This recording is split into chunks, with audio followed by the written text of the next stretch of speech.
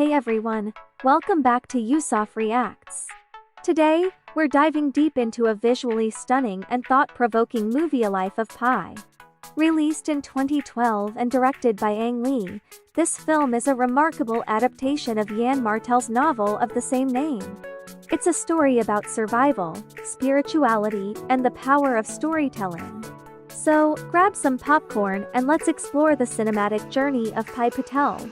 The film begins with a writer visiting the adult Pi Patel, who recounts his incredible tale of survival. As a young boy in Pondicherry, India, Pi grows up in a zoo, surrounded by animals. His curiosity about religion leads him to practice Hinduism, Christianity, and Islam, a blend that shapes his spiritual outlook on life. The central narrative kicks off when Pi's family decides to emigrate to Canada, bringing their zoo animals along on a freighter. However, disaster strikes when the ship encounters a massive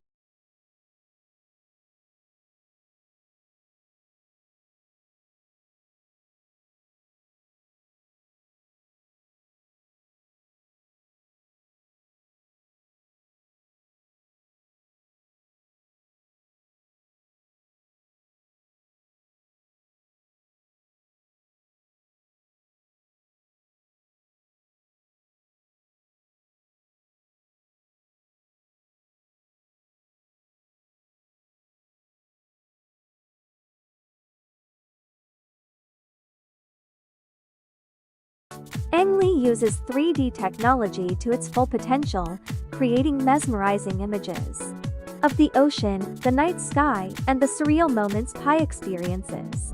The color palette and cinematography by Claudio Miranda, who won an Oscar for his work, are nothing short of spectacular.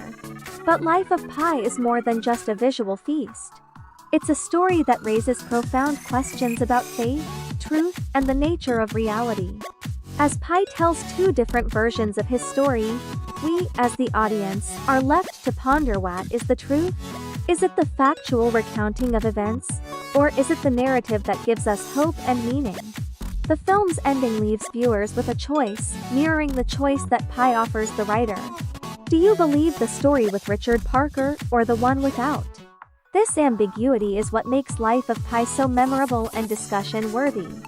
A young man who survives a disaster at sea is hurtled into an epic journey of adventure and discovery. While cast away, he forms an unexpected connection with another survivor, a fearsome Bengal tiger. In Canada, a writer visits the Indian storyteller Pi Patel and asks him to tell his life story. Pi tells the story of his childhood in Pondicherry, India, and the origin of his nickname. One day, his father, a zoo owner, explains that the municipality is no longer supporting the zoo and he has hence decided to move to Canada, where the animals the family owns would also be sold. They board on a Japanese cargo ship with the animals, and out of the blue, there is a storm, followed by a shipwrecking.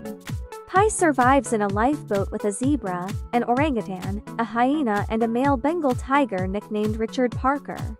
They are adrift in the Pacific Ocean, with aggressive hyena and Richard Parker getting hungry. Pi needs to find a way to survive. A novelist has come to talk to Pi Patel, Irrfan, a middle-aged Indian immigrant from Pondicherry, living in Montreal, Canada.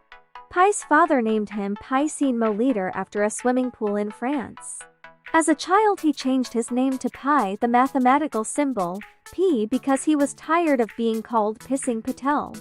In flashback, it was seen that his family owned a zoo, and Pi took great interest in the animals, especially a Bengal tiger named Richard Parker. In fact, when French Pondicherry was liberated, Pi's father Santosh bought the zoos where Pi's mother Tabu worked as a zoologist. When Pi tries to feed the tiger in great curiosity, his father runs in and angrily tells him that the tiger is dangerous and not like a human. He forces Pi to witness the tiger killing a goat to prove his point. Pi is raised Hindu and vegetarian, but at 12 years old, he is introduced to Christianity and then Islam, and starts to follow all three religions as he just wants to love God. His mother supports his desire to grow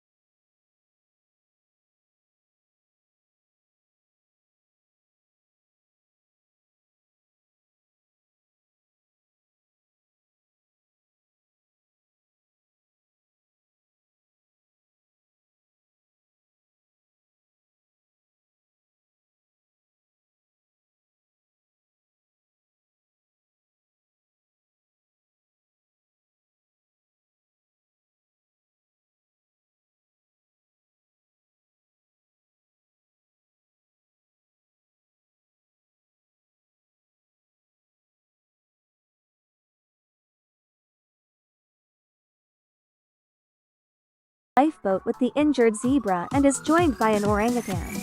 A spotted hyena emerges from the tarp covering half of the boat. The hyena kills the zebra and then the orangutan. The orangutan staunchly defends Pi as the hyena tries to attack him. But the orangutan is weak from lack of food and exhaustion and it is promptly finished off by the hyena. Suddenly, the tiger Richard Parker emerges from under the tarp, killing the hyena. Richard Parker then takes numerous swipes at Pi, practically running him off the boat. The tiger then devours the bodies of the other animals at night. Pi gets out biscuits, water rations, and a hand axe and builds a small raft to stay at a safe distance from the tiger. Pi begins fishing and is able to feed the tiger. He also collects rainwater for both to drink. When the tiger jumps off to hunt fish, at first Pi wants to let it drown, then he relents and helps it climb back into the boat. At one point, in a nighttime encounter with a breaching whale, Pi loses much of his supplies. After many days at sea, Pi trains the tiger to accept him in the boat. He also realizes that caring for the tiger is keeping him alive. Weeks later and half dead, they reach a mysterious floating island of edible plants. Supporting a mangrove jungle, freshwater pools, and a large population of meerkats. Both Pi and Richard Parker eat and drink freely and regain strength. But at night, the island transforms into a hostile environment. The fresh water turns acidic, digesting all the dead fish that died in the pools. Richard Parker returns to the lifeboat. The resident meerkats sleep in the trees. The plants are carnivorous. Pi discovers the island's secrets when he finds a human tooth. The next day, Pi and the tiger leave the island. The lifeboat eventually reaches the coast of Mexico. Pi is crushed that the tiger does not acknowledge him before disappearing into the jungle. Pi is rescued and carried to a hospital, weeping. Insurance agents for the Japanese freighter come to interview him. They do not believe his story and ask what really happened. He tells a less fantastic account of sharing the lifeboat with his mother, a Buddhist sailor with a broken leg, and the cook. The cook kills the sailor in order to eat him and use him as bait. In a later struggle, Pi's mother pushes him to safety on a smaller raft, and the cook stabs her as she falls overboard. Later, Pi returns, takes the knife and kills the cook. In the present day, the novelist notes the parallels between the two stories. The orangutan was Pi's mother, the zebra was the